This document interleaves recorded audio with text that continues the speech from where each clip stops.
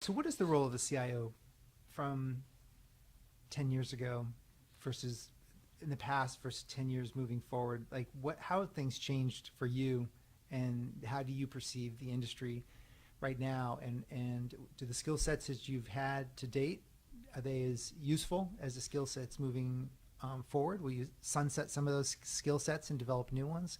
I'm interested in what your thoughts are on that. Yeah, and I think it depends on the size of the company. And I think it's very applicable to size of company. So if you think about small companies, and for small, I'll say anything under $100 million. That's what Gartner calls a small company. Sure. And then we'll call mid-market anything from 100 million to a billion. Yeah. And we'll call very large companies anything, or so we call large companies a billion and up, and we'll call very large companies 5 billion and plus. It's hard to get a good definition around, small and mid-market. It's tough. Yeah, I mean, because everybody's got, but I like yours. And some sub people, sub 100 million, 100 to a billion, and then larger than that. Yeah, and I'm classifying that because the skill sets are similar, right? The skill sets you need to be successful in those buckets, right? And there is a different skill set that changes from 100 million to a billion is a big bucket. And it changes, right? It changes at a quarter, it changes at a half, Yeah. it changes at 3/4, but it depends on the type of business as to where it changes. And the appetite for investment and how innovative the company is, it's flexible. But I'll generically say that.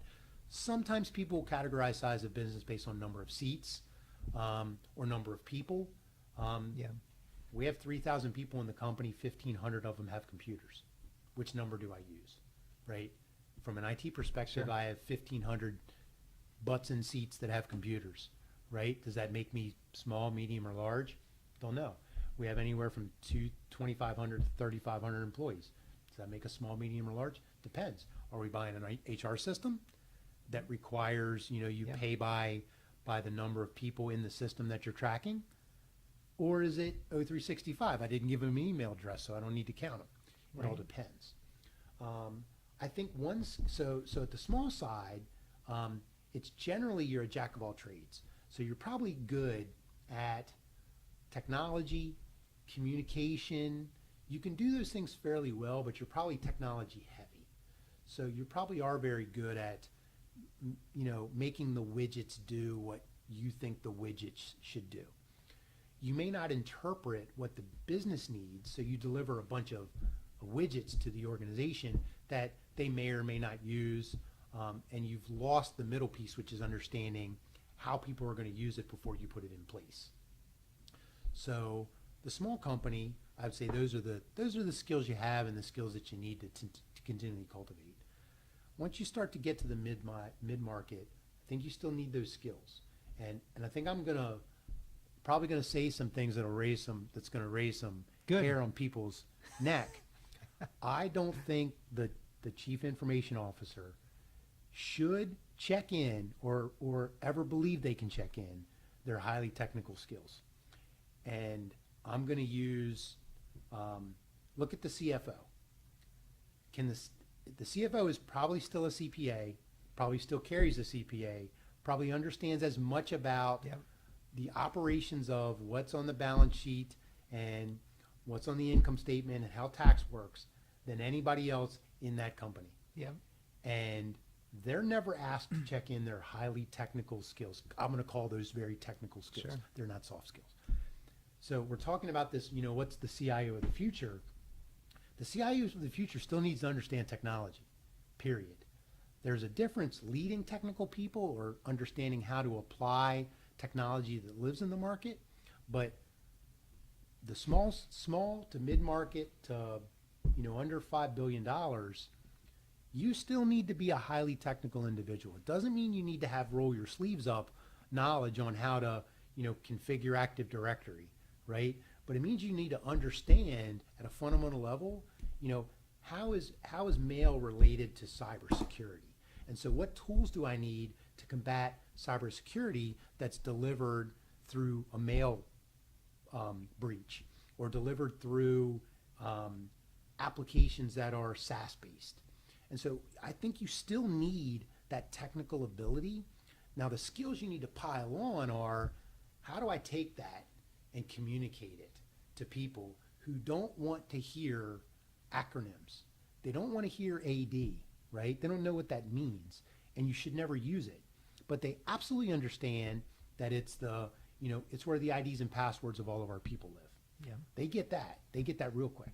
And how I'm going to secure it, protect it, and cultivate it, right? Can I use that internally for something? So I think you pile that on, and you start to pile on mentorship, because at under 100 million, you might only have one or two people, and you're all working together. You're all kind of jack of all trades. This person's probably good at this, so they gravitate to that. This Right. person's good at that, so they gravitate to that. You start to get a little bigger, and you start to fragment your organization a little bit. And so you need to start to build not just experts in certain things, but strata too, because you got to give people the ability to grow their skills, whatever those are. So mentorship and communication as you move into the mid-market Correct. are layered on top. I mean, a neurosurgeon, you can't doesn't just mail it in and get, hey, I got my neurosurgeon MD a long time ago, and I'm good for the rest of my life. Well, you could if you're no longer going to practice neurosurgery. And so here's where I think either the hair goes up on your neck or it doesn't. I'm not suggesting that you have to be a roll your sleeves up neurosurgeon for the rest of your life to manage neurosurgery. I'm saying at some point you had to have had it. So you were probably very technically deep if you're a neurosurgeon, and very, very, you were able to do it, right? Whether Yeah. you were first or last in your class, Right. you were able to do it. And roll the clock forward 10, 15, 20 years, maybe now you're managing a neurosurgery department for either a university or a hospital, but you're probably not rolling your sleeves up, right? Right. And you're also probably not as mentally agile. So I think we'll talk about these later about, how does that change, as we age, right? Yeah. Our brain's not as agile anymore, whether we think it still is or not. Yep. But we have experience. So the young person doesn't have experience, but they have a ton of agility, right? They're not bound by the rules and the constraints of whatever it is. Think of the Matrix, right? The rules and constraints of the physics, right? Yeah, there's a layering. I mean, things just don't get invented. There are 32, it was more than that, 32 technologies, many of them military, that were contributed to the iPhone's success. It was a layering. I think Stephen Johnson wrote a book on this. Like, we're inheriting the learning as we go and building up these capabilities, and then now iPhone is born. So it's the same thing with, I think what you're saying is, if you're going to be really technical, we'll use the neurosurgeon or the CFO example, they're learning a set of skills, and then there's a layering effect, so that when they move into higher level skills or more of the soft leadership skills, they don't lose that technical foundation. And in fact, it helps guide, and it helps. And in fact, I was at a conference at SU, a Singularity conference last week, and I went to a session on basically how do old farts lead in a world that's going so fast. It wasn't old. Well, farts. that's you, not me. Yeah.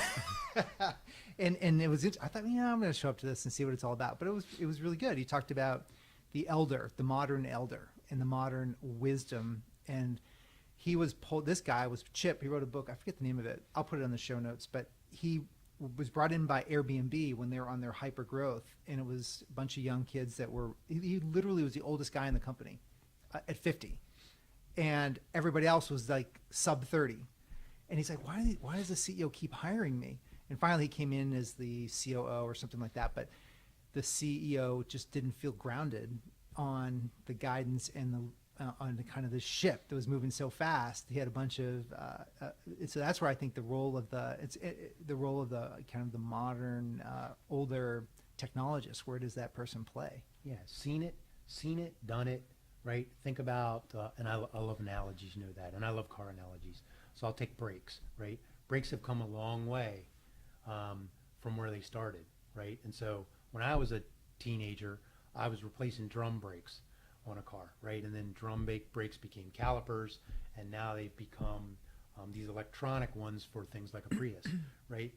But though I might not have ever replaced brakes on a Prius, I know in theory how a brake works, about the distribution of weight and the dissipation of heat.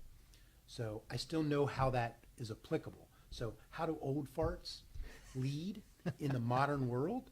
What you do is you can apply the skills that you've learned, right? But not get in the way of the youngsters, the youth, because they're not burdened by, they're going to, why do I care how a drum brake worked? Well, you don't, because you're never going to encounter one.